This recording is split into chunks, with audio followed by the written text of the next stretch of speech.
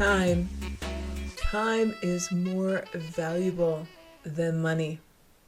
You can always get more money, but you can never get more time. Jim Rohn. Welcome to Flourish, where we explore how to nurture, coach, and inspire the next generation for success and let their genius blossom.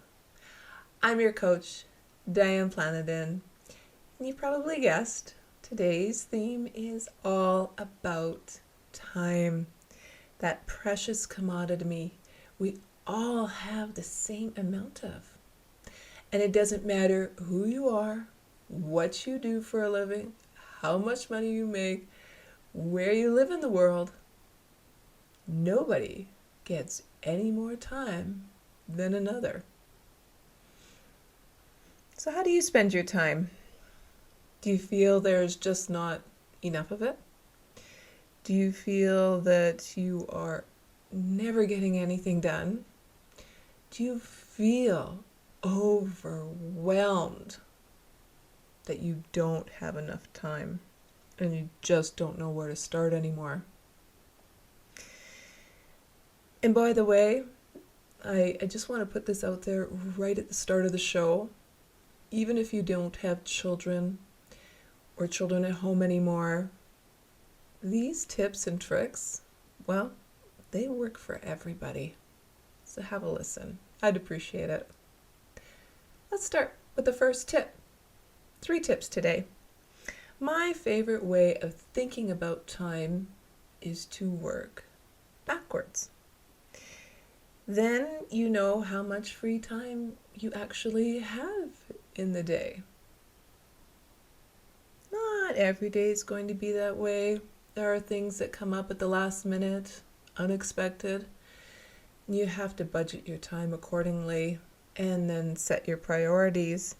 But if you think about time backwards, you will actually have more time, not only for yourself, but for your family, for your friends, for your hobbies, for that honey-do list that never seems to get done. So what does this boil down to? This boils down to priorities.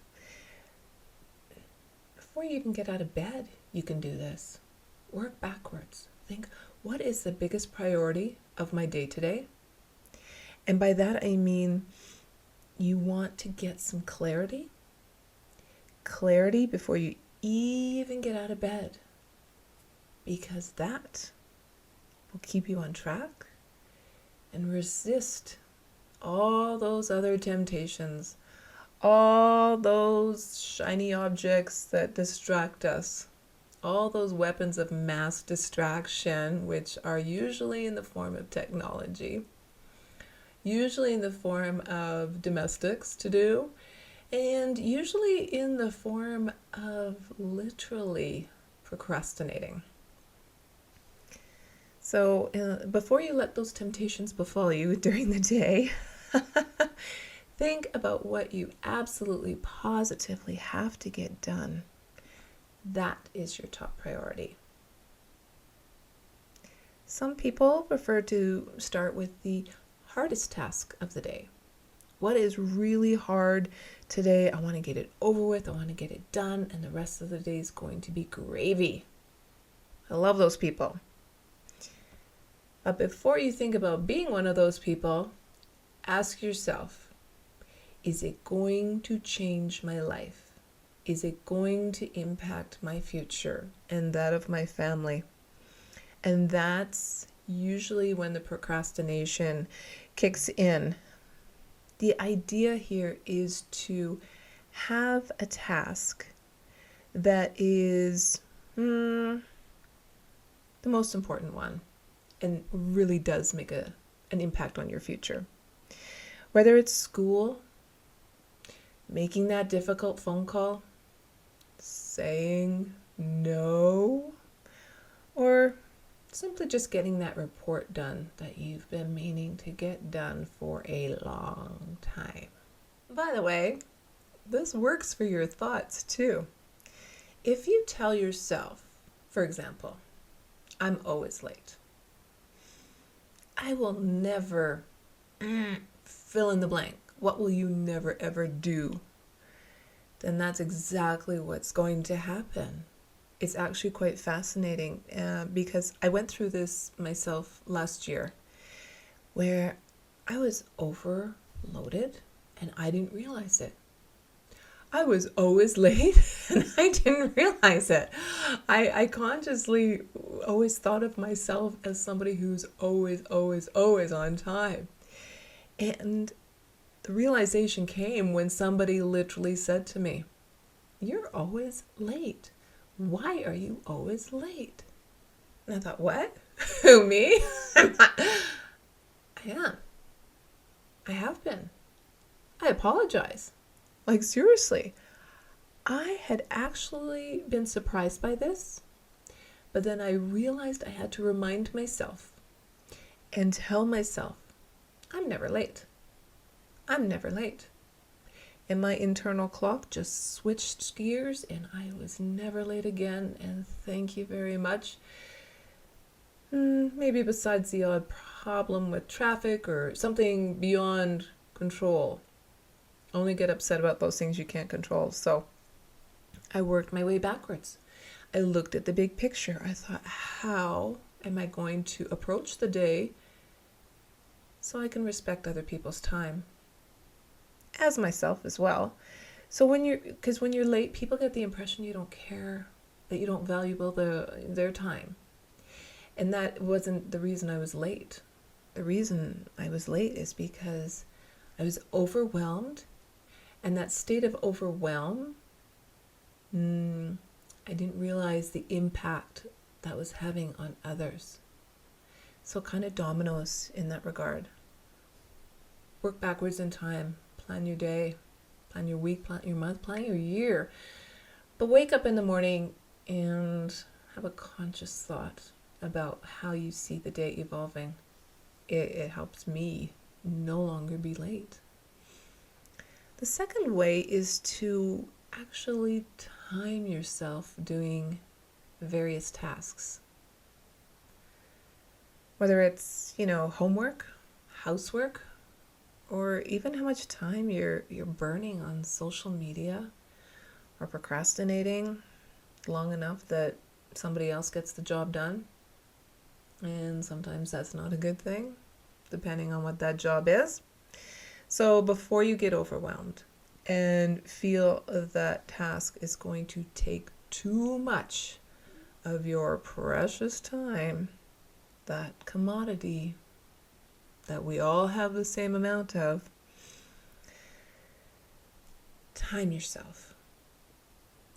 Let's take, say, doing the dishes, for example. I'm convinced that's why people eat out. They don't want to cook. Takes too much time. They don't want to clean. Takes too much time. But they'll get in the car and they'll drive to the restaurant and they'll order takeout or pickup and then drive all the way home again. How much time did that take? And with this pandemic right now, everything's actually taking even more time the minute you step out the door. There's limitations on how many people can enter a facility, how many people can actually sit inside a restaurant, etc. So all of a sudden that time out has gotten even longer. So time yourself when you're doing these things. And then time yourself at home. How long did it take me to cook? How long did that preparation take? How long did the dishes take to clean up? And I did this experiment on myself first, just to make sure I wasn't making stuff up. But what I did, I have a dishwasher. So I thought, okay, how long does it take me to unload the dishwasher? 3 minutes. 3 minutes, unload in the cupboard. I thought, wow, that's not long. Some days it was longer than others, but that was the average. Well, how long does it take me to actually put those dirty dishes in the dishwasher? Because you do it 2 or 3 times a day or as they come. The maximum was 2 minutes, but I took that as my average. And then there's the pots and pans. The average was 5 minutes. So cleaning up those things that are not dishwasher safe. or don't fit in the dishwasher. Anyways, the bottom line was dishes, say for dinner, evening dishes, took a maximum of 10 minutes on average. Well, I used that.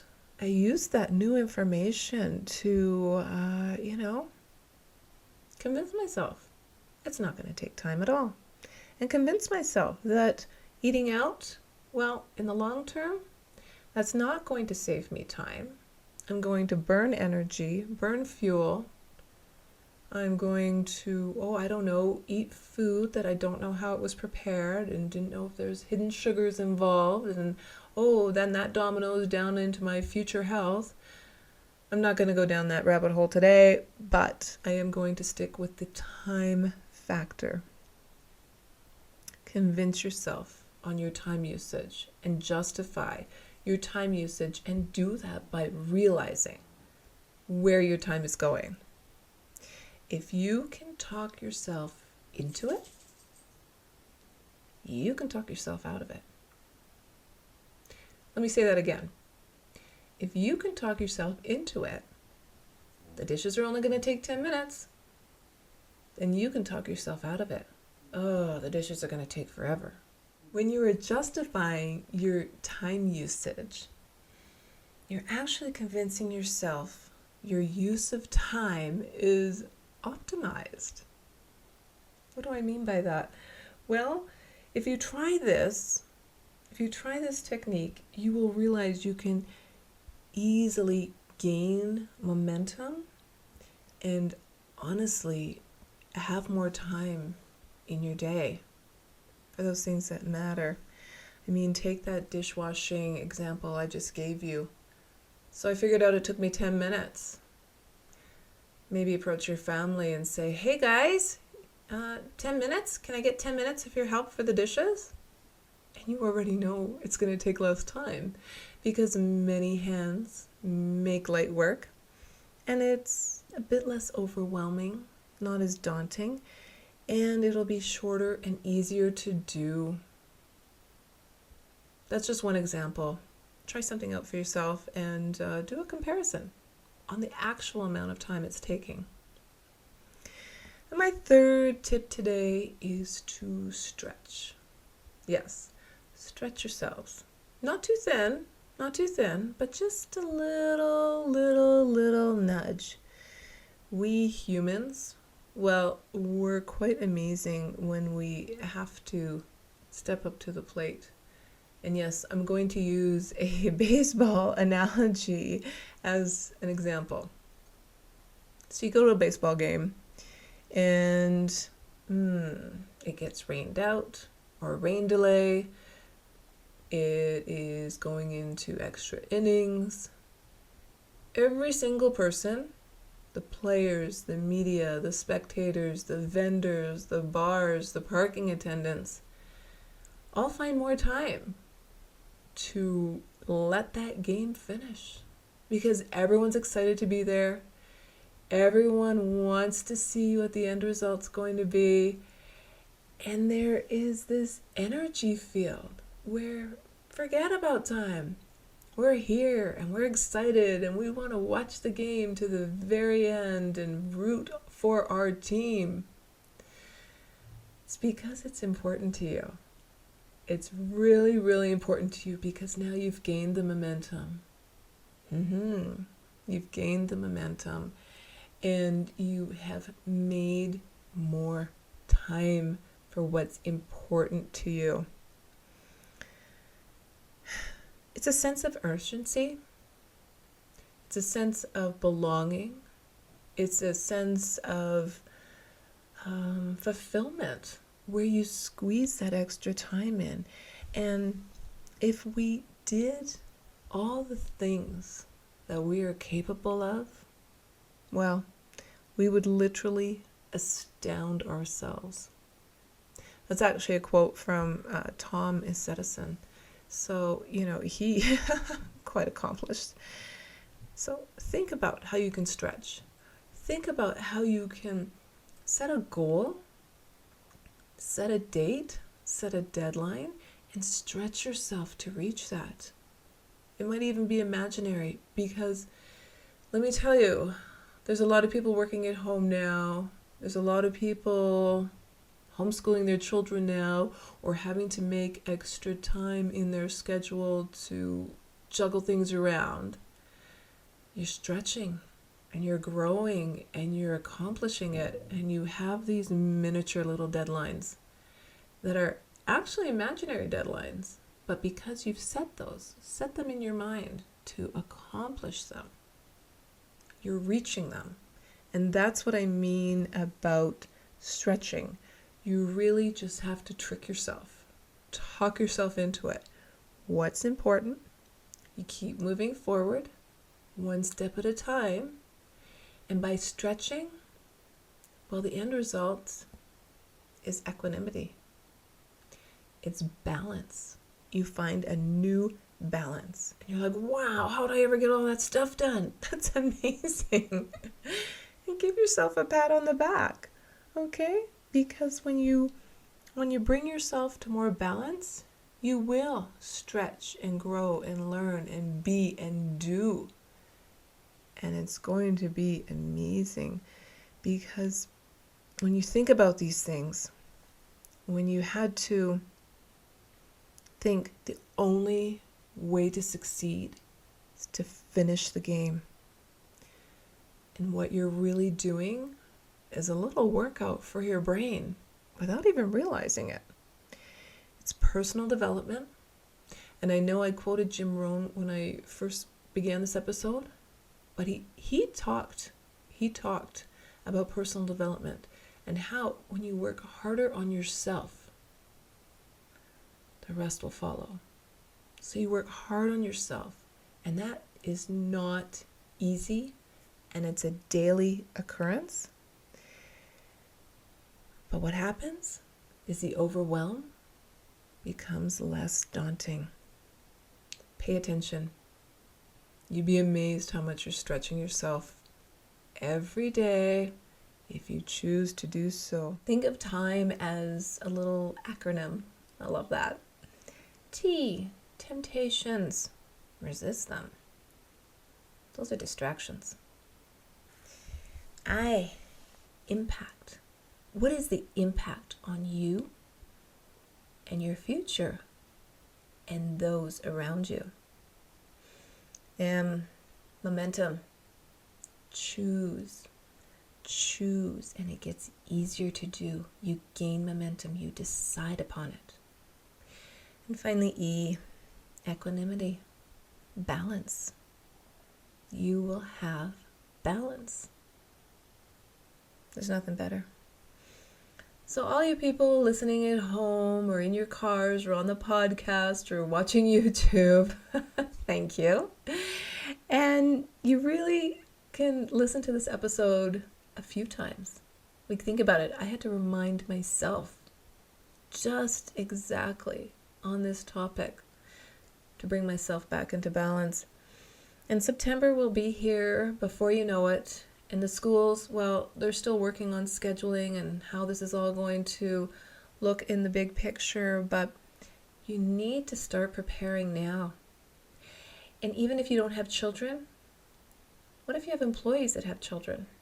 What does that look like to your business?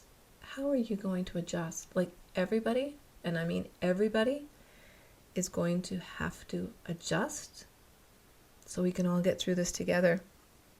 I always work backwards. Prioritize. What does the day look like? And understand how long things are going to take in order to gain that momentum. And then take it one step further. Squeeze more into your day. You are quite capable of doing so if you choose to do so. You'll have a more balanced life. It is our choice that show what we truly are, far more than our abilities. J.K. Rowling. And I think she knows a thing or two about that one. And I would love if you would choose to subscribe to our channel and leave a gracious review. Give it a thumbs up. Your feedback, questions, oh, so important. Oh, so important to the success, because we are all in this together and all of our time is precious. So thank you for spending your precious time with me today, because we're all born with a gift. We're all born with purpose. Life's journey is to hone and develop that gift as purpose changes within. Live well. Spend your time wisely. Don't let other people waste your time. Learn to say no. Have a balanced life. I'll see you again.